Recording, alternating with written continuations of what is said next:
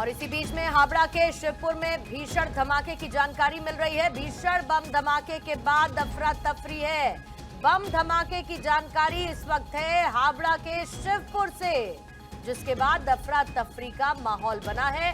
हमले में कई लोगों के घायल होने की खबर अभी प्राथमिक तौर पर सामने आई है, लेकिन और इसकी डिटेल्स आना बाकी है, जिसके बाद इलाके में भारी पुलिस बल की तैनाती कर दी गई है। हावड़ा के शिवपुर में ये धमाका हुआ है। भीषण बम धमाके के बाद अफरा तफरी है। हावड़ा में आरएएफ ने मोर्चा संभाल लिया है। हावड़ा के शिवपुर में भीषण धमाका, बम धमाके की जानकारी, कई लोगों के घायल होने की खबर, जिसके बाद आरएएफ की तरफ से मोर्चा संभाला गया। बमबाजी भी हुई है और पथराव भी हुआ है। हावड़ा में दुकानों में तोड़फोड़ की कोशिश भी इस बीच में हुई है, जिसके बाद मोर्चा संभाल लिया गया है सुरक्षा बलों द्वारा। आरएएफ ने मोर्चा संभाला है।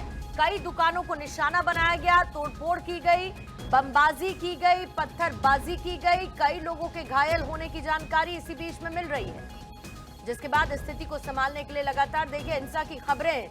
और उस बीच में हावड़ा के शिवपुर में बमबाजी की गई है, पथराव की भी खबरें साथ साथ मिल रही हैं। कई लोगों के घायल होने की भी जानकारी है। दुकानों को निशाना बनाते हुए दुकानों में तोड़फोड़ की गई और कई लोग इसमें घायल भी हुए हैं। धनंजय मेरे सहयोगी और ज्यादा जानकारी के साथ इस वक्त जुड़ चुके हैं। धनंजय, पूरी खबर बताएं। देखिए, ये करीबन आधा एक घंटे पहले की खबर है। हावड़ा के शिवपुर का इलाका, वहाँ पे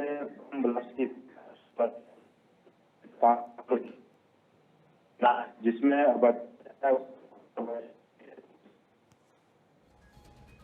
धनंजय, मैं लौटती हूँ आपके पास।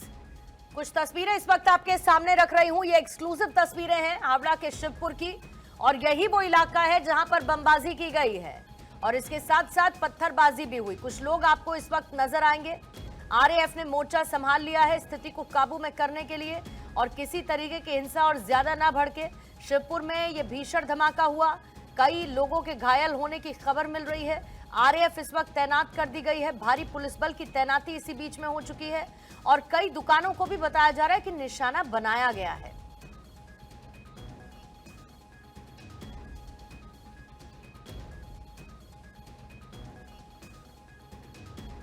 धुआं उठता हुआ आपको नजर आएगा, जिससे इस बात का अंदाजा लगाया जा सकता है कि बमबाजी किस तरीके से हुई, उसकी इंटेंसिटी क्या रही।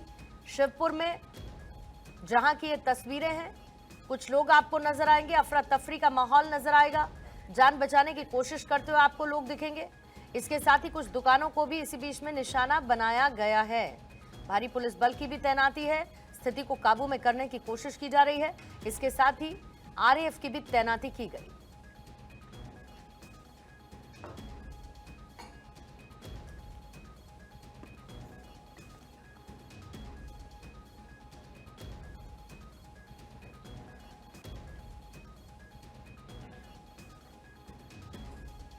तो देखिए, पश्चिम बंगाल के हावड़ा के शिवपुर की ये तस्वीरें इस वक्त हम आपको दिखा रहे हैं, जहां पर बमबाजी पथराव हुआ है, दुकानों में तोड़फोड़ की कोशिश हुई है। हमले में कई लोगों के घायल होने की इस वक्त खबर भी मिल रही है। इलाके में भारी पुलिस बल तैनात है। आरएएफ ने मोर्चा हावड़ा में संभाल लिया है। किसी भी तरीके की स्थिति खराब ना हो।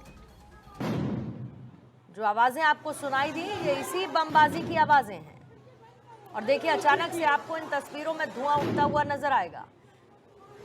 कहीं ऊपर से कैप्चर की गई ये तस्वीरें हैं और इसके बाद आपको मूवमेंट नजर आएगा। कुछ लोग यहाँ पर आपको नजर आएंगे स्ट्रिप्स में, एक रेड टी शर्ट में आपको एक व्यक्ति यहाँ पर नजर आएगा। कुछ विजुअल्स ये ऊपर से कैप्चर किए हुए हैं जो इस वक्त देखने को मिल रहे हैं। एक संकरी सी गली नुमा ये तस्वीर इस वक्त है, जहाँ पर या तो किसी के घर की खिड़की से ये तस्वीरें कैप्चर हुई हैं और आपको लाल टी शर्ट में एक व्यक्ति नजर आ रहा है भागता हुआ। उसके अलावा कुछ और लोग आपको नजर आएंगे। कम से कम 6 से 7 लोग इस तस्वीर में दिख रहे हैं। पश्चिम बंगाल से बड़ी खबर आ रही है, जहां पर पश्चिम बंगाल में मंत्रिमंडल को बर्खास्त कर दिया गया है। राज्यपाल ने मंत्रिमंडल को बर्खास्त किया। खबर है कि ममता के इस्तीफा न देने पर बर्खास्त कर दिया गया है। ममता बनर्जी ने इस्तीफा देने से इनकार किया था, जिसके बाद ये कार्रवाई की गई है। और हमारे पॉलिटिकल एडिटर अदिति नागर हमारे साथ है। अदिति, मंत्रिमंडल को बर्खास्त किया गया, अब आगे क्या अपडेट?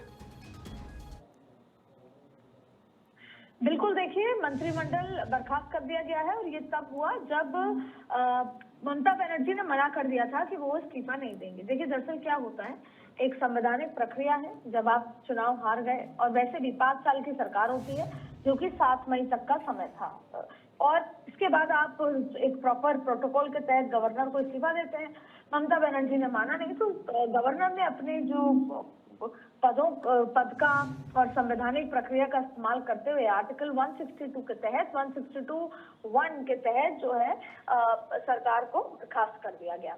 और वैसे भी देखिए कल अमित शाह वहां पर होंगे, विधायक दल की बैठक होगी, विधायक दल का नेता चुना जाएगा, और कल जाके शाम को देर रात गवर्नर के पास जाकर विधायक दल का नेता सरकार बनाने की मांग करेंगे, और उसके साथ साथ दूसरे दिन शपथ समारोह हो जाएगा। उसके पहले आपको सरकार को बर्खास्त करना होता है। देखिए ये बात, इस पूरे प्रकरण से ये कहीं ना कहीं बहुत ज्यादा बात निकल कर आई कि ममता बनर्जी ना संविधान को मानती हैं, न संवैधानिक प्रक्रिया को फॉलो करती हैं, जो जनता का मैंडेट है, जो राइट्स हैं, उसको भी वो नहीं मानती। आज से पहले भी उन्होंने जनता की बात कभी नहीं मानी, उनको जो लगा उन्होंने वो किया, उनको वोट करने दिया जिनको वो चाहती थी, जिनको नहीं चाहती थी उनको वोट नहीं करने दिया।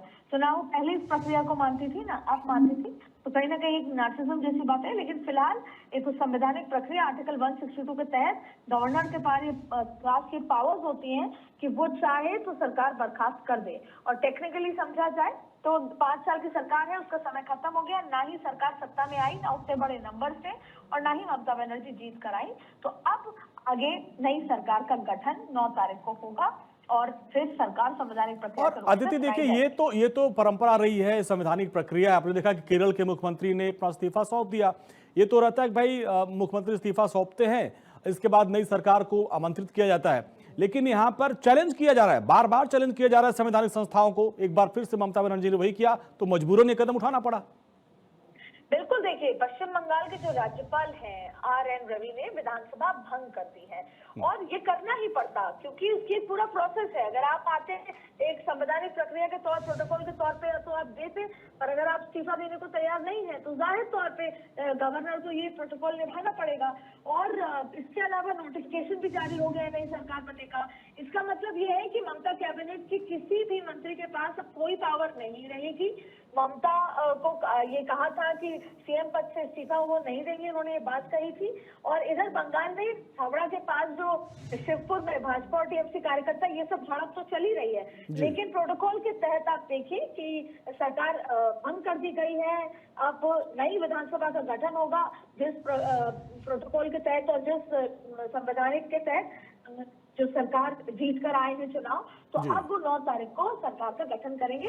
लेकिन क्योंकि ममता ने नई संवैधानिक प्रक्रिया को फॉलो करते हुए इस्तीफा दिया, तो गवर्नर ने अपने स्पेशल पावर्स का इस्तेमाल करते हुए बर्खास्त कर दी है पुरानी विधानसभा, और नई विधानसभा को सरकार बनानी होगी।